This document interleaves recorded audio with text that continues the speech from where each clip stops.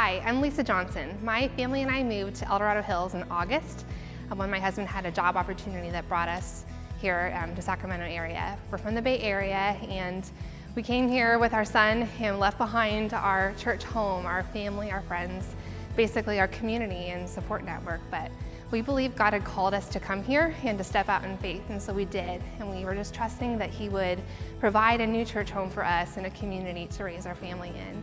So we got here, and naturally we didn't know a soul. And as a stay-at-home mom, I needed to get out of the house. So I started looking, and I happened across this group called Fit for Mom, which is this awesome community of women that get together for great exercise classes with our children in tow. And just from the get-go, I loved it.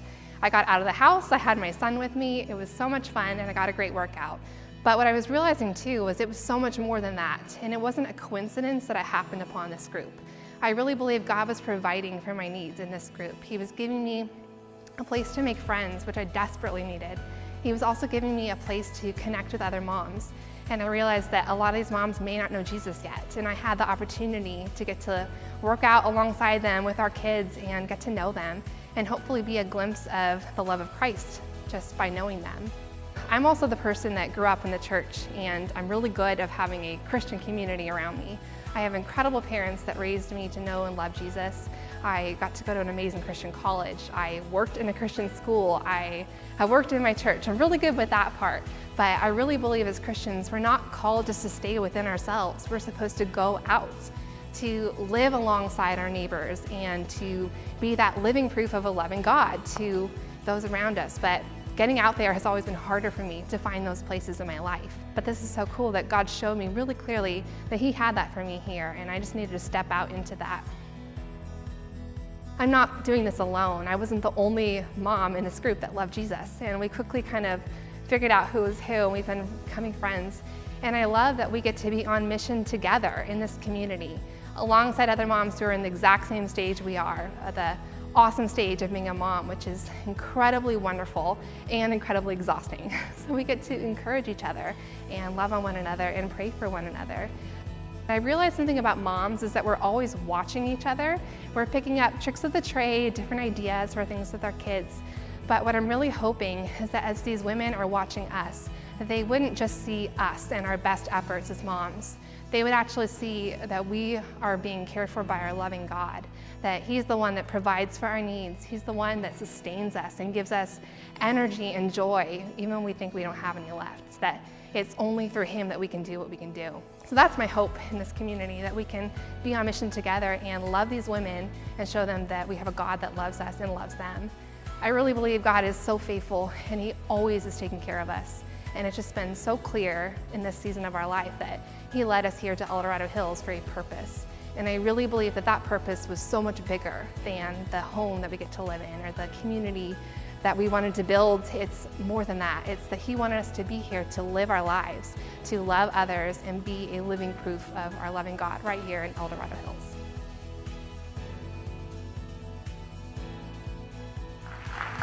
Amen.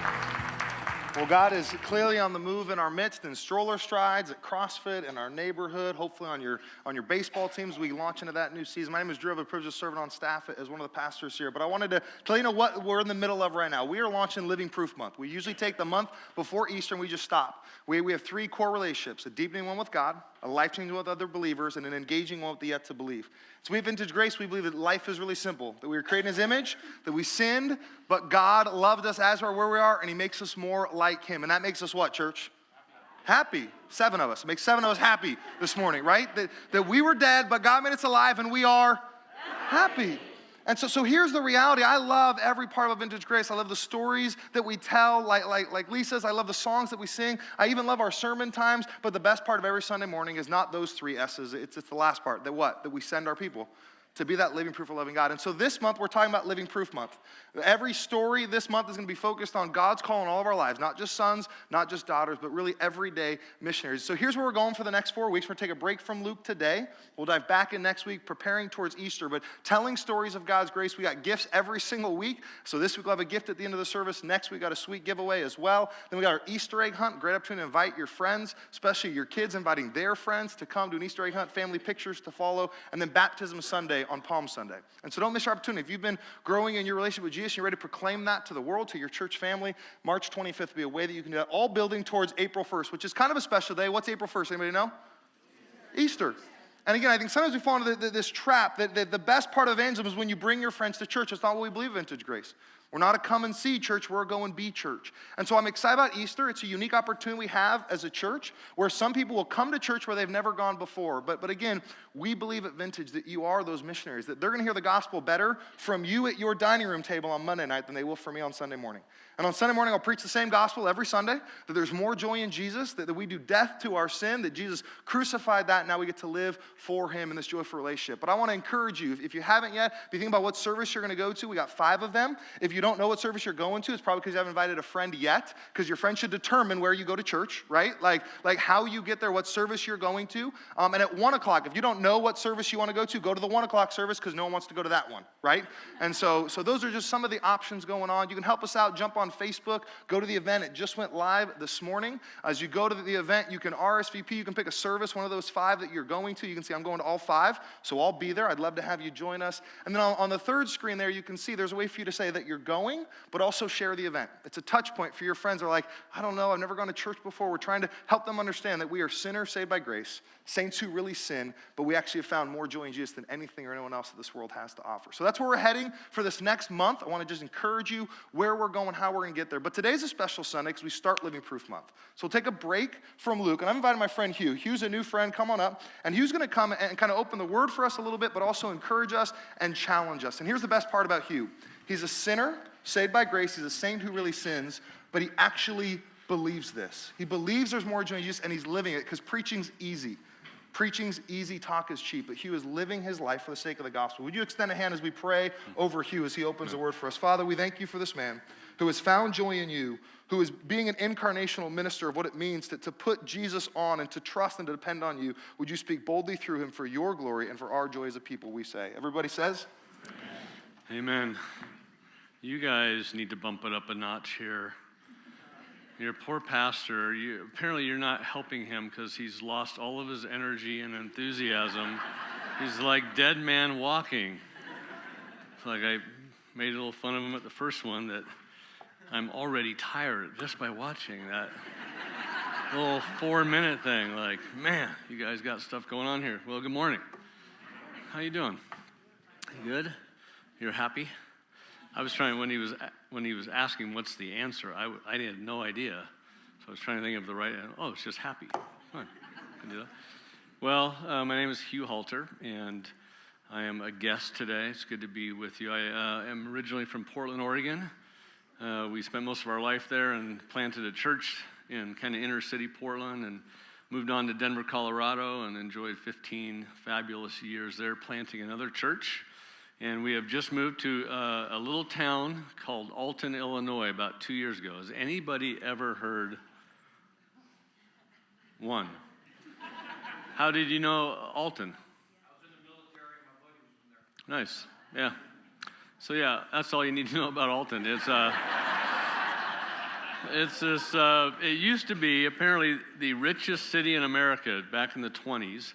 It was the original Rust Belt, so from Alton, which is right on the Mississippi River, around half hour to St. Louis. So it's about a 20-minute drive from downtown St. Louis. That was the original iron, coal, steel, all that stuff. And so it was a boom town. And the kind of the backstory of that was that my son, even back in Portland, when he was 1 day old, he started having severe epilepsy. And got to where he was having 30 grand mal seizures a day sometimes. Just, we did a brain surgery when he was 6, got a little bit better. But, back in those days, I was heading for normal pastoral ministry. And I had to leave seminary 2 years in and take on more of a house painting trade just to try to survive financially. Kind of thought my calling to ministry was over is what I thought. And had a conversation with my wife one day about how I was actually lamenting that it seemed like He wasn't helping us much. And I wanted to really try to reach out to people, and we just had I was like, we have nothing. Like, we're not getting any sleep, we have no energy, how are we supposed to do this? Jesus saying, and Cheryl said, babe, we can just figure out how to open up our front door. And that became sort of the Halter story. And we filled up, well, I mean, we didn't. We just literally opened the door and just would begin to invite people over for meals. And God just began to fill the house. We talked about how we had to eat 21 meals every week, like we had to. And we thought, maybe we can share 3 or 4 or 5 of those with people and, have a few people over once a week for, a couple, 2 or 3 couples, and weekends would be maybe a bigger football game party or something. But just began to rhythm our lives, and all of a sudden, a network of communities out of homes. We weren't trying to do house church. That was all we had. We literally couldn't leave our home. And so we just started to teach people to, our great methodology of like having a party every once in a while. And stuff just began to happen. So then we moved to Denver, and that was an intentional mission. Found 2 other couples and said, hey, come move into the same neighborhood, and we're going to try to actually live life around kingdom values. And we said one of those is to throw a party. And so all of a sudden, the house in Denver began to fill up. And when we were about 50 people jammed in, about 35 of those were brand new to faith. And so we just started to proliferate homes all around the Denver metroplex, and eventually that turned into a church, if you will. And now we're on this kind of journey to Alton. We found, the whole time Ryan's not doing well at all. And so I'm just a house painter. I'm not a professional, God guy or anything like that. And as we're thinking about kind of the future, we find an assisted living center for Ryan. We'd been looking for one. We never could find one. And one of his friends who was also disabled, his mom found a place in Alton, Illinois, of all places. So we flew them out together, the 2 kids, and Ryan was probably 25 at the time, about 6 years ago, and he loved it. So we shipped him off, and we were like, man, a whole new way of life that we get to live now, too. Like, he's happier, and we can now, like, have a date. We had only been able to really do 2 vacations in 25 years, so we're like, let's try that. And I actually said, sweetie, like, what do you want to do? And she goes, I would like to declare it the decade of me. I'm like, awesome. What do you want? She's like, I want some horses, and let's try to find a small ranch. So we did. We leveraged everything we had. We got that, got some chickens, some other stuff, and we moved into this beautiful 4-acre spread overlooking the whole Rocky Mountains, and we were loving it. I resigned from leading our church because I just wanted to give. Like, we wanted to start over. We had never really been able to be married in that kind of normal sense. And so, all of our friends were going, yeah, you guys need a break. It's time to focus on yourself. But yet we'd be visiting Alton about every 3 or 4 months. We'd fly out and we'd see Ryan. And we'd cruise into this little town and we'd hear about the amazing history. It's really where the Civil War started. White abolitionist newspaper. As a pastor, white guy from the Missouri side, started the first newspaper against slavery, and they threw his printing press in the Missouri River, so he moved over to this town called Alton, because it was the north, and he was protected there by an African-American pastor for quite a while. They eventually killed him there in Alton and threw him and his printing press into the Mississippi, and that apparently was the beginning of the Civil War. Some say it was the first martyr of the Civil War. Lincoln-Douglas debates were right in Alton Square. Right before Lincoln was elected, they wrote the 13th Amendment against slavery in a house right next to my daughter's house. Amazing history. The man that killed Martin Luther King Jr. was from Alton. And so we became intrigued because our family, the first church that we planted was inner city Portland, so about 50% African American. So our kids grew up in that environment. And so when we would go in there, we were just like, something about the town captured our imagination, but instead of a boom town, it was a bombed out town. We noticed a lot of the buildings were boarded up, and we just, you'd see people walking the streets. We heard it was like a crack town. People just kind of zombies walking all over the place. It's one of the poorest cities in America now. Average family income's $22,000. And so we just, we'd cruise on in. On one fateful day about 2.5 years ago, we're in this little Italian restaurant, and I'm talking to this waitress, probably 25-year-old girl, and I said, sweetie, what do young people do in this town? And she goes, well, most of my friends just do drugs now. And I asked her, I don't know why I said this. It's not what I would, but I said, do you struggle with that too? And she goes, yeah, but I'm working on it, almost out of it. And we said, way to go. And as we were leaving, imagine we're on our ranch now. We're chilling out, loving our new life. Cheryl grabs my hand and stops me on the curb and says, why don't we just move here? Let's sell everything and just move here, see if we can help out. To which I said, I don't want to. And she's like, didn't you feel it? She's pointing to her heart. She goes, didn't you feel it? I'm like, yeah, pizza. And so I just thought, I said, babe, let's go home. We'll talk about it. We'll pray about it, And I just thought if I get her back home to her ranch with her horses, the game will be over. So we went back, and she would every morning it seemed like she was spending a lot of time with Jesus. And I would hear her shut her Bible, and then she'd go, okay, can we talk about Alton?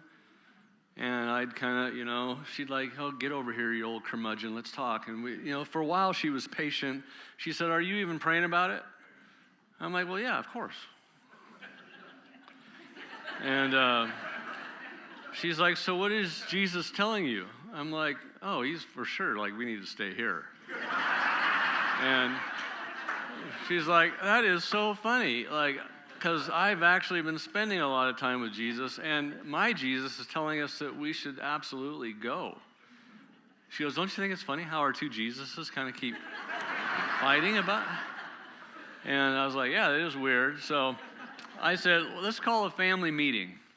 My two daughters were home, 23 and 22-ish, somewhere in there, and one had just gotten married. They were living with us to try to save a little money, and my other younger daughter's fiance was there. And so I said, well, let's just pull a family dinner, talk about you. Honey, you tell them the crazy idea you have. Go ahead. That's how I set it up. And so she told them, we can live here on a ranch and just kind of enjoy life, or we can go help some people. So I was like, there, they will choose my side. So my youngest said, Dad, after they heard it, Dad, we know you're tired, but there's still a lot left in you. And she said, when Jesse and I, graduate next year and get married, we'd love to probably come out. This would be something we'd love to do. So I was like, okay, whatever. So Allie. Now, Allie is our blunt one. She normally fights with her mother, so I'm like, I got Allie on my side. And Allie goes, Dad, do you remember when we moved to Denver? We didn't know anybody. And think of what God has done in Denver. And she started to talk about hundreds of our friends that had come to faith in our home. And she said, look what happened with the church and the whole thing. And she goes, it's about time for another family mission. Matthew and I would love to go. So I looked at Matthew, a little Hispanic kid from LA. I'm like, hey, Matthew, bro.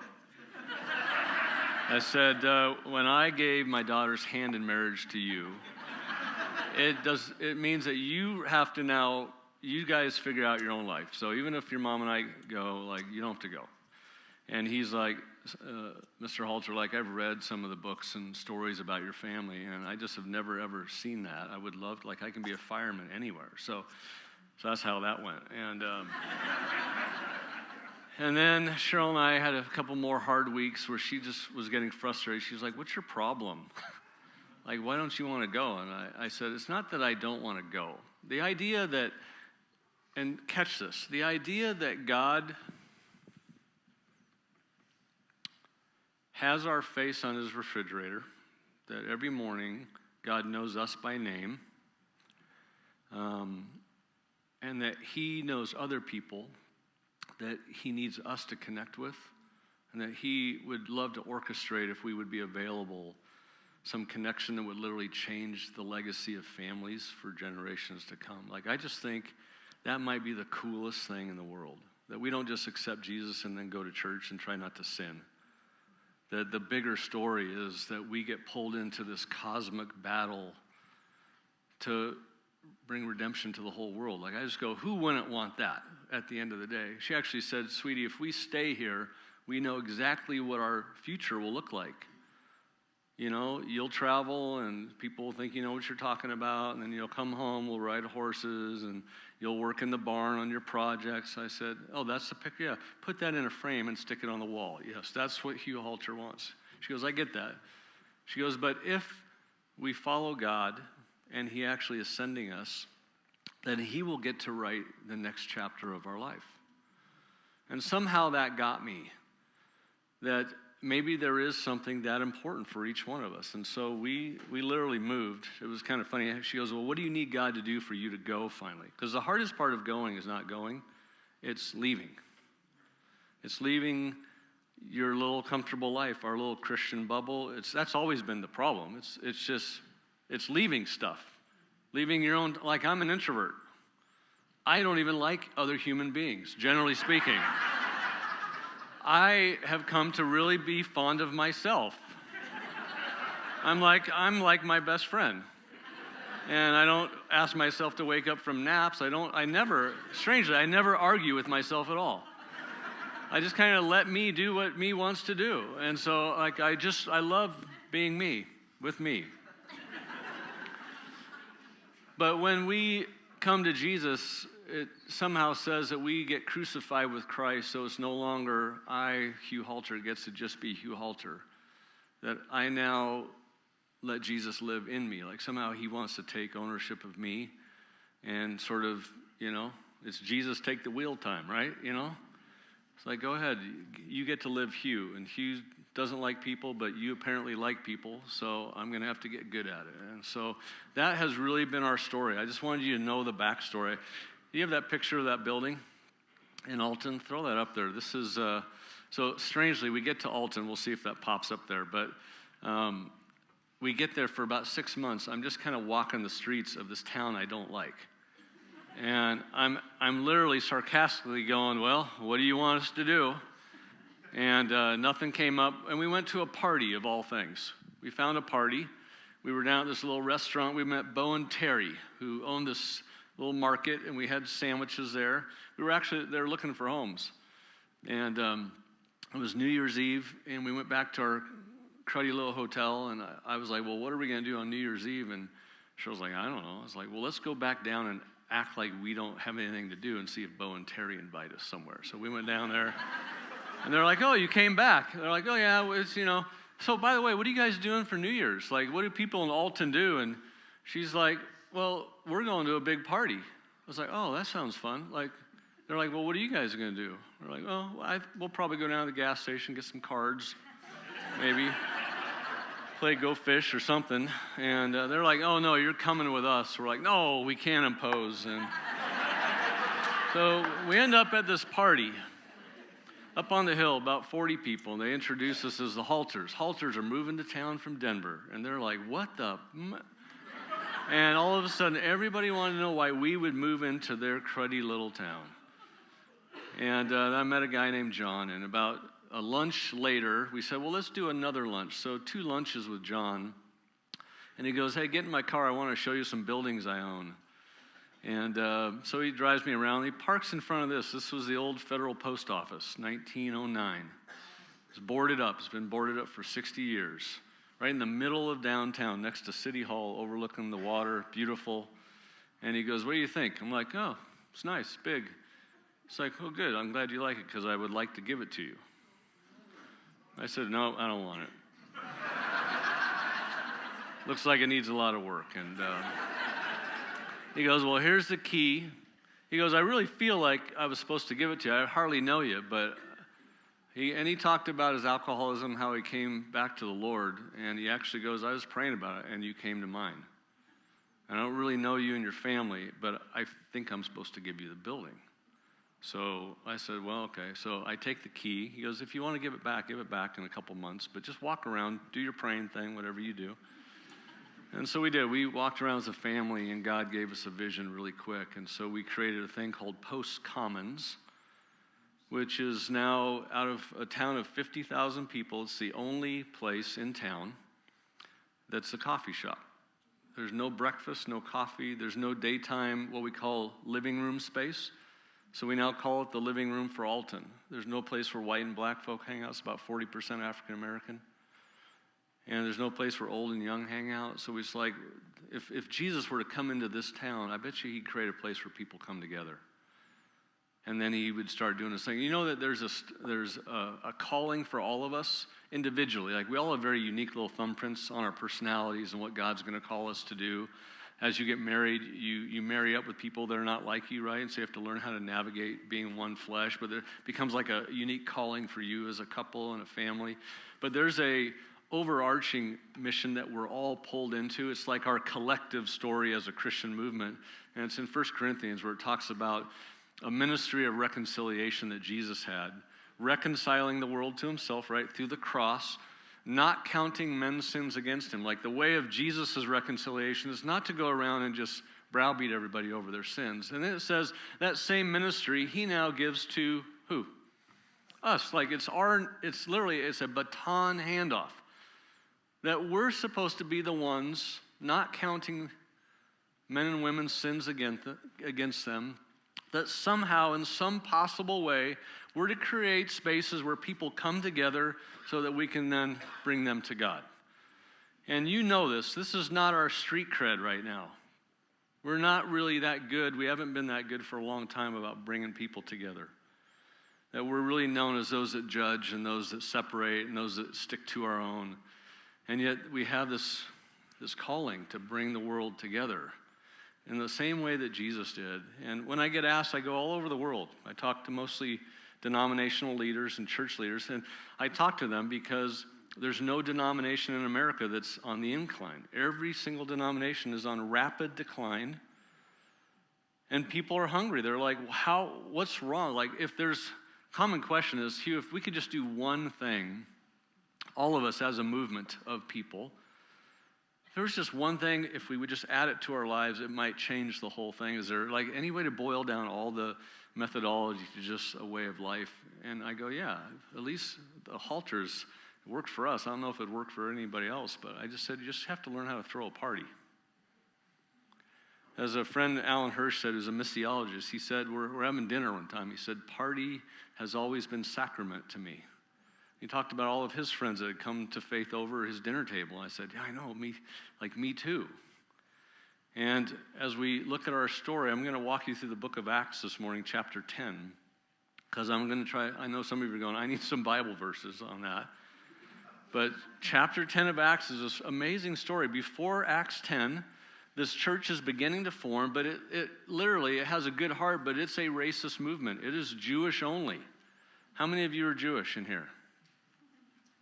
Okay, so none of us would have gotten to be a part of the original church as it formed. They thought that God was just bringing redemption to the Jewish people. And so all of a sudden, a story begins to unfold. I'm going to read it off the screen because last service, I could not literally read I turned 50, I can't see anymore. Does that happen to any?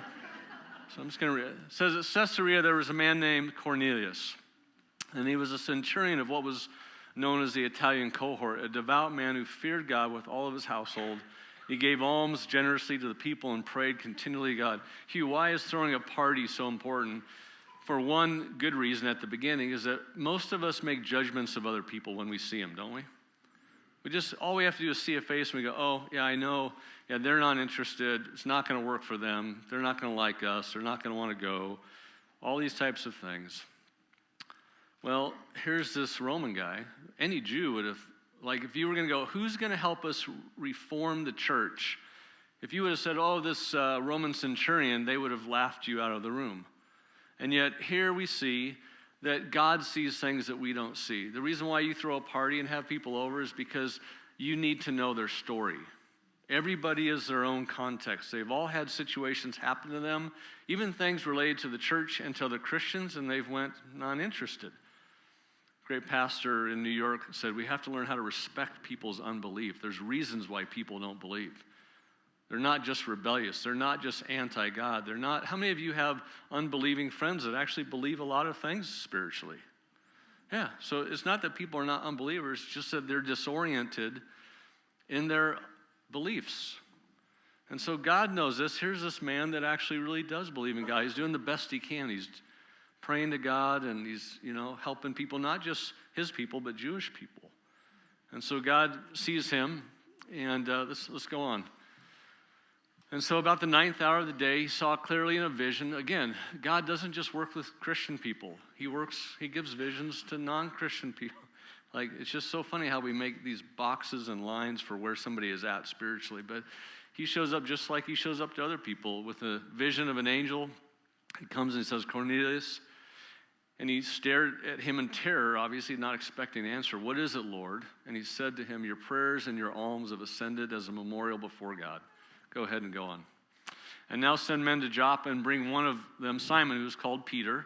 He is lodging with one Simon, a tanner, whose house is by the sea. And when the angel who spoke to him had departed, he called two of his servants and a devout soldier from among those who were attending him. And having related everything to them, he sent them up to Joppa. And the next day, as they were on their journey is an important part, because at this point of the story, Peter has no idea something is about to change in his own paradigm and eventually change the entire church. I had no idea that God was talking to this guy named John about giving almost a complete stranger a building. Okay? I was just walking the street lamenting that God had asked me to leave Denver, Colorado for Crudville, Illinois. Okay? And I was belly aching, and I was grumbling, and I was complaining, and Cheryl was putting up with me. And just as they were on the way, right now, that's going on in your life. God is working something with the people in your lives, okay? Or every one of you. He's working right now. So the next day, as they were on their journey and approaching the city, Peter went up on the housetop about the 6th hour to pray. And he became hungry and wanted something to eat. Standard devotional time for Hugh Halter right there. But while they were preparing it, he fell into a trance, and he saw the heavens opened up, and something like a great sheet, like a tablecloth, descending, being let down by its four corners upon the earth. And on it were all kinds of animals and reptiles and birds of the air. And there came a voice to him that said, rise, Peter, kill and eat. Now, what would a good Jewish boy think of right then? What were all these reptiles and animals? They were the no-go zones, right? To a pure Jewish boy that was steeped in Old Testament law and the prophets, he was always told to be holy. You must not ever eat those things. And therefore, that's why they never hung out with anybody outside their circle, because all those other people would eat those things. And so at that point of the story, your holiness, your idea of am I right with God, was based almost entirely on what you ate or what you didn't eat, and who you ate with and who you didn't eat with. So if you stayed to your own with all the holy people, then you were right with God. And all those other people, you judged them, they would never be clean, and thus we'd never have to mess with them. Shouldn't be mean to them, but we shouldn't hang with them. Does that make sense? Does it sound a little bit like maybe some of our upbringing? And so Peter says what any of us would say after God says, get up, Peter, kill and eat. And he says, no way, I'm not going to do it, Lord, right? And so it says what? It came 3 times. The paradigms are hard to break sometimes. That holiness is not separation from the world. That if we are holy as Jesus is holy, then holiness sometimes means that you are going to be deeply embedded in the world, right? In fact, if you model your lives after the life of Jesus, that maybe you're not even moving towards holiness if you just stay within the bubble and you just load up on Bible verses and theology. That if you don't have the friends that Jesus would have, maybe a lot of this is a facade. And so Peter, though, it's hard to break that. Nobody's ever given him permission outside of his bounds of holiness, and all of a sudden it happens 3 times. Let's go ahead and go forward. It says, now, while Peter was inwardly perplexed, and I've seen some pastors when we walk through this look at me like, are you sure? I've had some look like they're about to throw a rotten orange at the side of my neck. It's like this is not their paradigm. But Peter was perplexed as to what the vision he had seen might mean. Behold, the men who were sent by Cornelius, and now these guys come up finally, having made inquiry for Simon's house, stood at the gate. And they called out to ask whether Simon, who was called Peter, was lodging there. Now, why would they have stopped at the gate? Why wouldn't they have went up to the front door and went? Well, in Eastern hospitality, if you let somebody into your home, you're actually saying, I accept this person. It's full acceptance. So that's why you would never let somebody in your home because people will see that guy coming in and they'll go, oh, did you see who Peter led into the house? So people out of respect, both Jewish, Roman, Greek, they would have all stopped at each other's gates, and then they cry out, hey, can we have a word? And so while this is going on, while Peter was pondering the vision, the Spirit said to him, behold, 3 men are looking for you. Rise and go down and accompany them without hesitation. In other words, Peter, stop overthinking all of this. Found people, lost people, religious people, not. Just quit overthinking it. Go down and greet them. So Peter went down to the men and said, I am the one you're looking for. What is the reason for you coming? Probably still a little bit tense at that point. It's always tense at the door, isn't it? You ever knock on a door? It's a Jewish hospitality idea called the threshold. And people are taught that when you really give full acceptance to people, you have to help them into the house. And so they would have some elaborate, they'd put rugs over the threshold so they wouldn't trip. They'd have a wash basin. So, I mean, because once you get in, you lavish love upon people. And so the threshold idea is really something that, like in my life, funny story.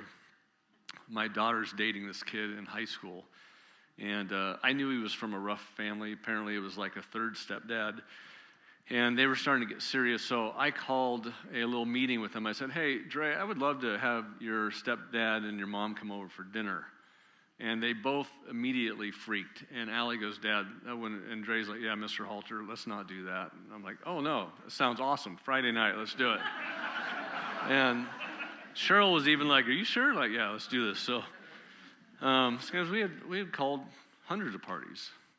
So I'm like, yeah, we can do this. And so Dre told me later, he's like, look, my stepdad's an alcoholic. He doesn't always know he's in his right mind. Is there any way we can? I'm like, it'll be fine, Dre, don't worry about it. And so they came over. He said, my stepdad is kind of like what you would call an uber redneck. So he's trying to prep me. It was his words for us. And they show up, and sure enough, the car pulls up, the fenders, every different door, fenders different color. He gets out, and he's got this cut-off white T-shirt with the jean, the exact look of one of those people. And he looks I'm just watching through the little curtain, and he looks nervous. He's not smoking, he's sucking cigarettes in. He's just you can tell he's tense.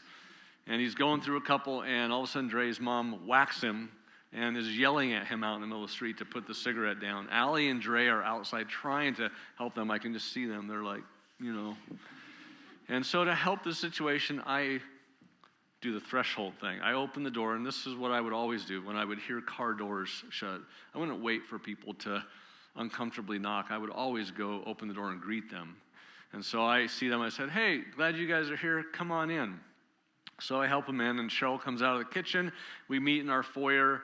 And Allie and Dre were right. It was a bad idea. It was like, even for like really good party people, I was like, yeah, this is going to be a long night. So we met each other, and his name is Scooter. Scooter just didn't know what to say. And so I blurted out, hey, Scooter, you want to go over and let me get you something to drink and maybe get some snacks? And he's like, oh yeah, that'd be good. So I take him around to this little spot by our kitchen, and I'm pouring him a little beverage, and he sees a big elk head up on the side of the wall, and he's trying to make any conversation. He's like, do you shoot that? And I was like, well, no, that one actually came in running off the hills here and came flying in through the neighborhood, must have been picking up a head of steam, ran right through the side of the house and got stuck right there. I heard that joke on some Comedy Central thing, so just always stuck. So I tried it, and he goes, no kidding. My Allie's right behind me. I just remember feeling her anger. She's like, what? But I remember I handed Scooter, I remember literally when I handed him the glass, I still remember what his face looked like. When I handed him, I said, here. I handed him a little thing of cheese and crackers. I just remember he calmed down. And he actually was normal. When it was over, Allie and Jay were like, that wasn't as bad as I thought. Like somehow, I'm not sure if Jesus was, like, why he didn't just say, hey, here's the plan, but maybe he did. You know that Luke, you're going through that right now, do you know that Luke is just 9 dinner conversations Jesus had? We never view it in that context, do we? That when we talk about the great fulfillment someday when we all are with Jesus, what's the metaphor of what heaven is like, what heavenly community? We're at what? Yeah, we're at a wedding banquet feast, aren't we? And the last night before, really, it's the hour he leaves the boys. We call it the Lord's Supper. It's just like it's all through there. And somehow we've missed this idea that there's power when we have food and drink and conversation with people.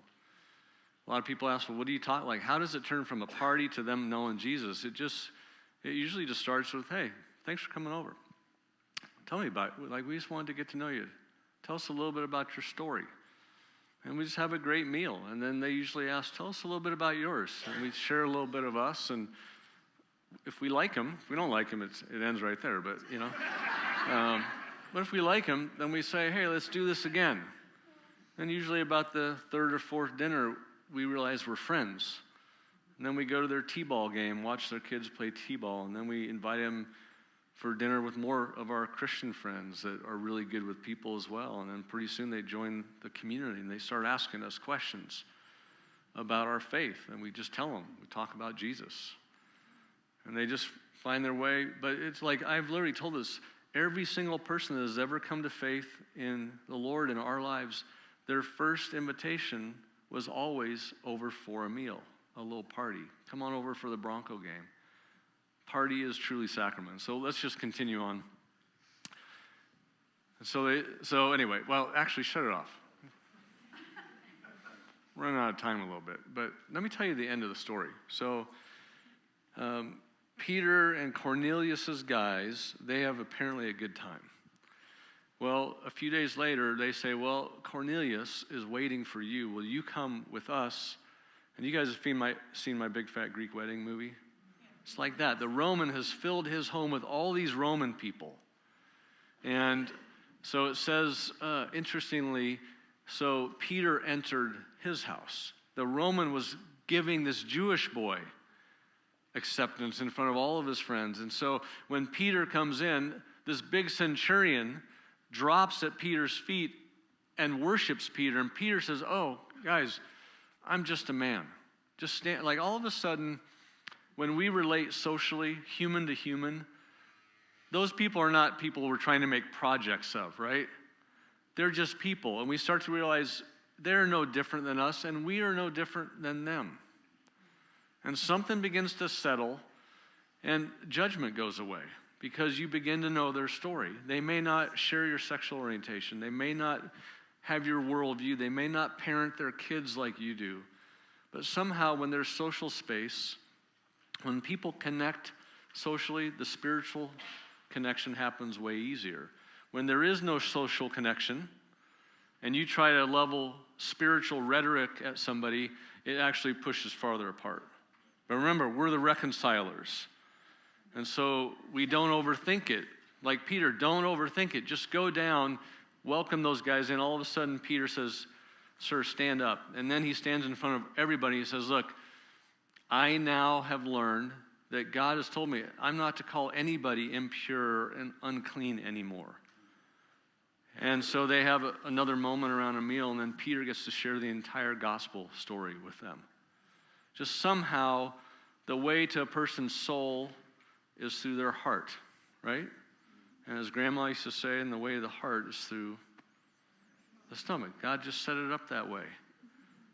Now, what happens if we don't? It's kind of interesting. At the very end of the story, you get to the end of chapter 10, and it goes to chapter 11. And the very first little paragraph says, so Peter then went up to Jerusalem, and he told the story of what had happened, how all these people actually put their faith in Jesus. And all the religious people had to say was, you went into the home of an unclean and you ate with them? So this is the question for all of us. What won't happen if we continue to not share a meal? Cheryl and I only shared 4 or 5 of our 21 a week. And so far, 2 churches have been started by Normal, just a house painter, and his wife. I wonder what would happen. Remember when Jesus eats with Levi? Remember the tax collector? It says all the tax collectors in town were there. Jesus actually called his own party. He said, Levi, I'm coming to your house tonight. It wasn't just one little tax collector that was kind of a scuzzy dude. All of them showed up. Why were all of them there? Because nobody else would ever hang out with them. And so I'm sure the own disciples would have had trouble. They were like, what is he doing? Does he not know how crappy these guys are? Why didn't he just call a spade?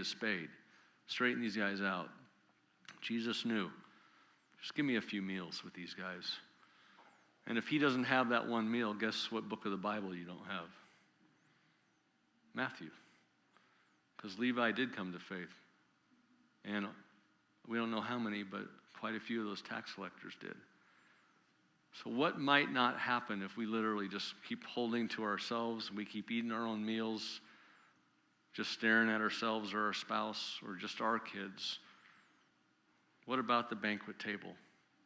It's to be extended on this side of eternity as much as we will enjoy it and love it on the other side of eternity.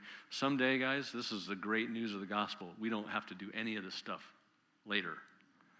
You won't have to share life. You won't have to try to reach people. You won't even have to preach any more sermons. Like, we all just are going to just enjoy this amazing banquet table. So right now is the critical time. Right now is the time to learn. Really, I think the most beautiful way of Jesus. All I've really asked is that you just consider throwing a party. Why would we fight that? When Cheryl and I want to go out on a really fun date, we never invite Christian people. Why have we learned that? Okay, this is your opportunity. You can actually have a lot of fun. And you can drink anything you want at your party. If chocolate milk's your thing, party is just any space where you have good food, good beverage, and good conversation. Where you ask questions, where you show love. You never speak or preach. You only answer. That's why it says be ready at all times, right? To give a New Testament sharing of faith was never going at. It was always the knowledge that they will come to us. Why would they ever come to us? Well, because we love them, we hang with them, we help them, we serve them, we eat with them, we talk with them. So let me pray for you. God, thank you, number one, for your word. Literally the word of God, the written word, the living word that came and modeled a way of life for us. We have both written and visible word telling us that this is the way to live. John the Baptist did not come drinking, but the Son of Man did. And he came drinking and eating, and so we called him a drunk and a glutton, a friend of tax collectors and sinners. And you, Jesus, said in that story, and wisdom is proved right by its offspring, that we will know what the right way to live is because we will be able to look in a basket and we will be able to see fruit and friends and lives changed. God, may you remove our religiousness, our fear, our selfishness, our churchiness. God, may you blow the doors of the church wide open again, literally through a great meal and some good conversation. We ask that in Jesus' name.